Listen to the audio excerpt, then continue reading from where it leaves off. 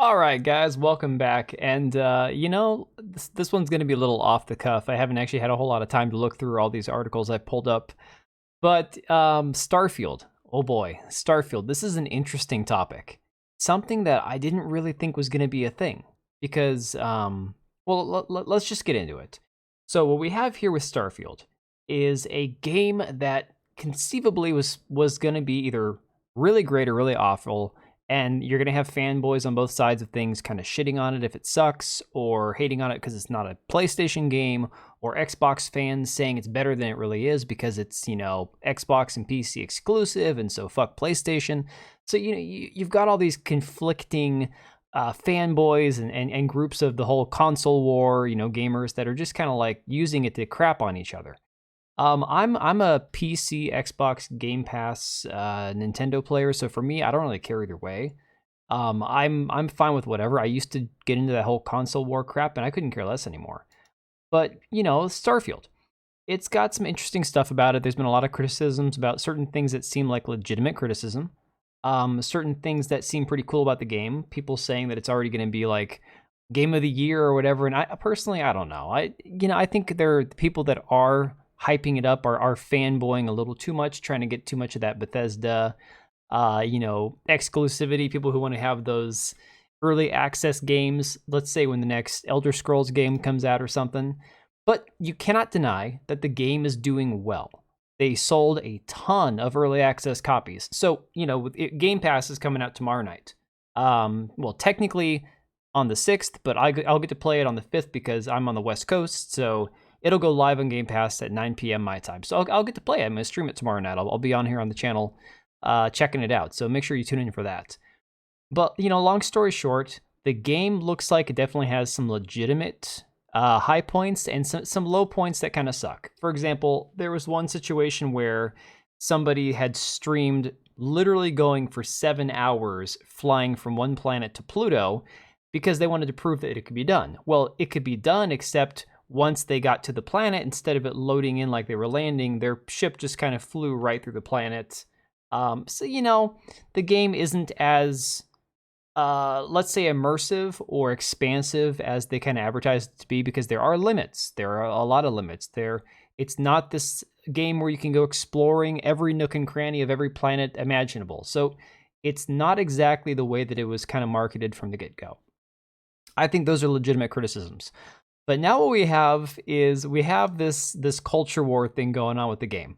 And I reported on this on my other channel. Go check it out. I'll link it down below.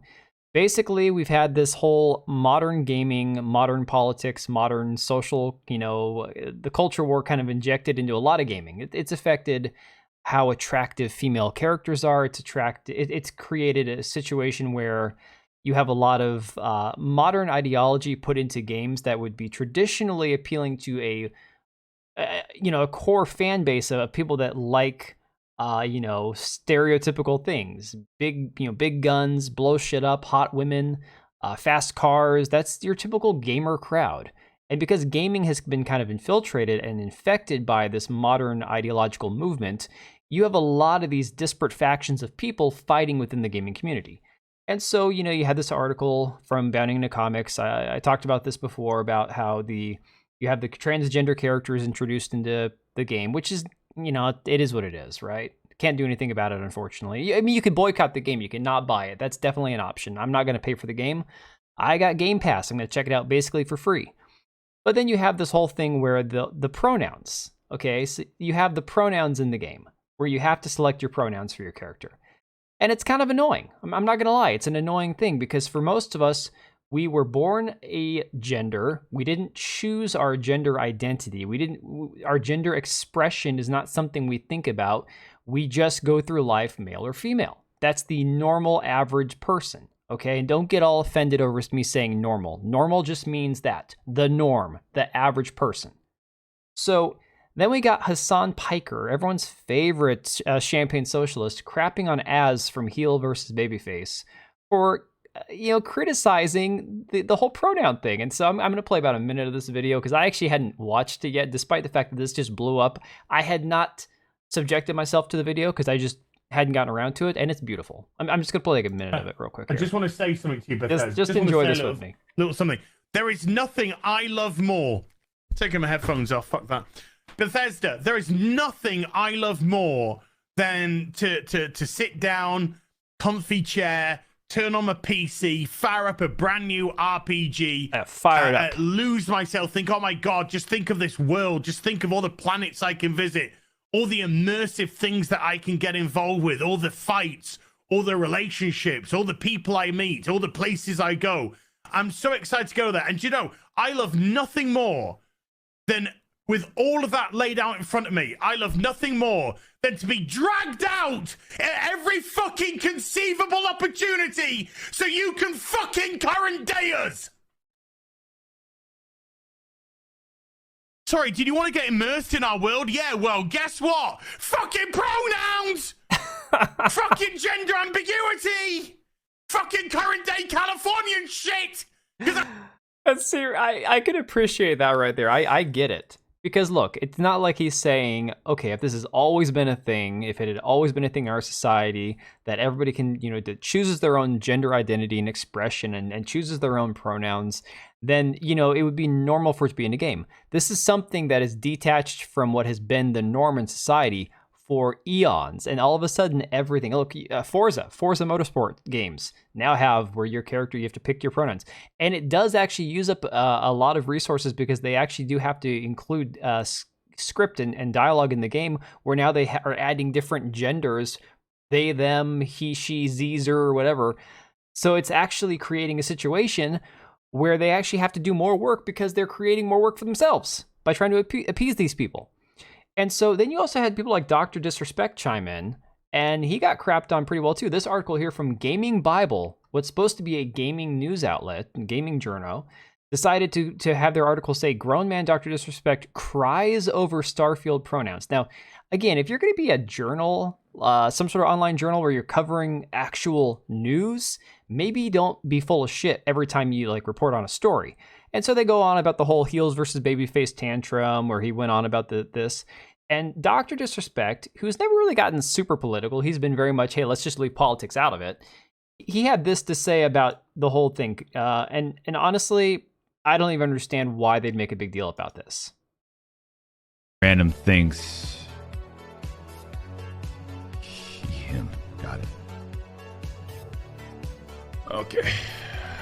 Now everything's starting to make sense. Everything's starting to make sense now. Everything's starting to make sense. Got it. All right. I got it. So, I got to say this, Chance, for just real quick. I just got to get it off my chest. Obviously, we've been hyping up Star Citizen for Starfield. Star Citizen. For a long time. Yeah, that's a good one. We've been making it very vocal, happening. right, Champs?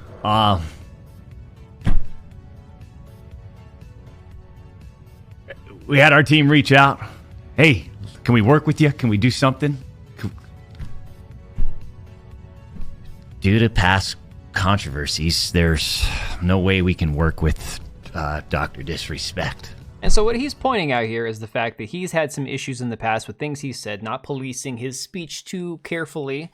That's caused him to basically get blacklisted by Bethesda. It's not the only company. I think, as a matter of fact, didn't Call of Duty, Activision, didn't they cut ties with him? I'm pretty sure they did. But long story short, everyone's freaking out at these people, acting like it's just such a weird thing to see people go, why the hell are we doing pronouns in this? When that's never been the norm in society. Now, look, if you like it, if you enjoy it, you know, I guess more power to you. But the vast majority of people go, hey, we just want to play the game. Having politics in a game like a Metal Gear Solid franchise or even Star Wars, where they say, wow, it's always been political. No, it's never been modern day politics. It's one thing to have a political action movie or a thriller like the Jack Ryan series, those kind of things, where they're covering something that's political, but it doesn't have to do with current day politic culture war garbage, okay? If you don't understand the difference, I can't help you. But who knows? Let me know your guys' thoughts down below, because I'm going to be playing this game for a little bit. If it's super boring, if I can't get into it, I might stream it twice and be done. But I'm looking forward to it. I want to try something different tomorrow night. We're going to live stream it right here on the channel. Hopefully you guys can make it by. Let me know your thoughts down below, and we will see you later.